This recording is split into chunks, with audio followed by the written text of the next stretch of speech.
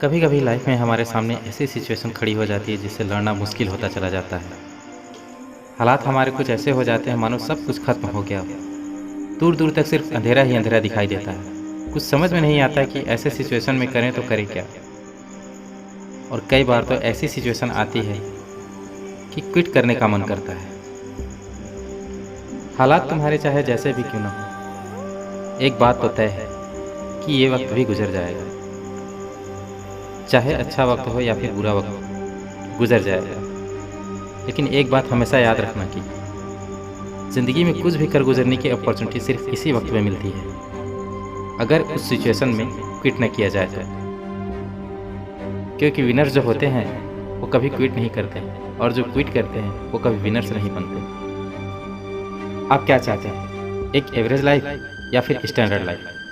जब आप सड़क पर निकलो तो लोग आपको इग्नोर करें, या फिर जब आप सड़क पर निकलो तो हर इंसान की नज़र बस आप पर हो?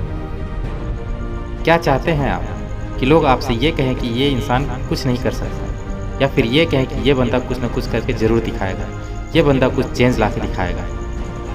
लेकिन कैसे करेगा? क्विट करके? मर जाना, लेकिन क्विट मत करना। चाहे परिस्थिति कितनी भी विपरीत क्यों ना हो, कभी भी क्विट मत करना। आपका समय आज बुरा है, कल और भी बुरा होगा, लेकिन परसों आपकी जीत होगी। लेकिन सिर्फ शर्त इतनी सी है कि आप उस सिचुएशन में टिके रहो और क्विट ना करें। प्रकृति चाहती है कि हम इन परिस्थितियों से लड़ें, संघर्ष करें, ताकि हम और मजबूत बन सकें। क्योंकि ये परिस्थितियाँ आती हैं हमें मजबूत बनाने के लिए, न कि हमें कमज़ोर बनाने के लिए। ये प्रकृति चाहती है कि आप और कामयाब बने, इसलिए आपके साथ कुछ न कुछ बुरा होता रहता है। और ना सिर्फ आपके साथ बल्कि इस दुनिया में मौजूदा हर इंसान के साथ हर समय कुछ न कुछ बुरा होता रहता है। ये प्रकृति का नियम है, हम इसमें कुछ नहीं कर सकते। हमारा क्या कर्तव्य है, हमें बस इतना सा करना है कि टिके रहना है, चाहे परिस्थिति कैसी भी हो। मैं आपको एक छोटी सी कहानी सुनाता हूँ। एक बार बायोलॉजी के टीचर अपने स्टूडेंट को एक बार एक तितली के बारे में बता रहे थे, और उन्हें ये प्रैक्टिस दिखा रहे थे कि खोल से तितली कैसे बाहर निकलती है। और वो टीचर ये कह के चले गए कि कोई भी स्टूडेंट उस तितली की मदद नहीं करेगा। वहाँ पर जितने भी स्टूडेंट थे वो ध्यान से उस खोल से निकलती तितली को देख रहे थे। तभी एक स्टूडेंट को उस पर दया आ गई, और उसने उस तितली की मदद की उस खोल से बाहर निकलने में, और सफलतापूर्वक वह बाहर निकल गई।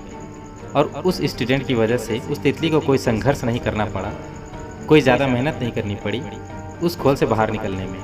लेकिन वो तितली थोड़ी ही देर में मर गई। जब टीचर वापस लौटे थे, उन्हें पूरी घटना मालूम हुई।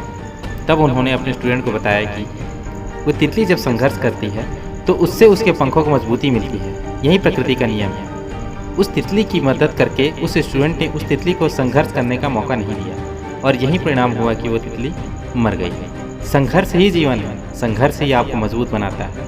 इंग्लिश में एक कोट है, नो पेन नो गेन। संघर्ष तो करना पड़ेगा, चाहे कुछ भी हो जाए, और इसमें कोई बहाना नहीं, नो एक्सक्यूज। जो विनर होते हैं या तो किसी काम को करते ही नहीं, और अगर वो किसी काम को करते हैं तो कभी भी कोई भी बहाना नहीं बनाते। और जो लूज़र होते हैं वो किसी भी काम को करेंगे तो हर किसी में बहाना बना देंगे। अगर वो चाहे तो बहाना बनाने में पूरी एक बुक लिख सकते हैं।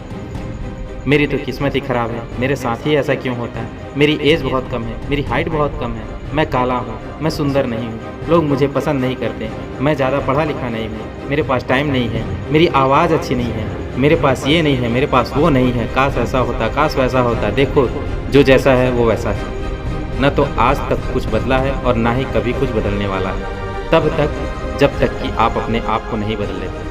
जब भी अंदर से ऐसी कोई फीलिंग्स आए, जब भी बहाना बनाने का मन करे, अपने आप से जोर से चीख कर चिल्ला कर कहें, नो एक्सक्यूज। कोई बहाना नहीं। जहाँ पर भी आप काम करते हैं, जहाँ पर भी आप पढ़ाई करते हैं, जो भी आपका वर्क प्लेस है, वहाँ पर कागज़ पर लिख कर चिपका दें, नो एक्सक्यूज़। कोई बहाना नहीं। मैंने अपने वर्क प्लेस में लिख रखा है, नो एक्सक्यूज़। और आज से आप भी कसम खा लें कि कभी भी ज़िंदगी में बहाना नहीं बनाएंगे।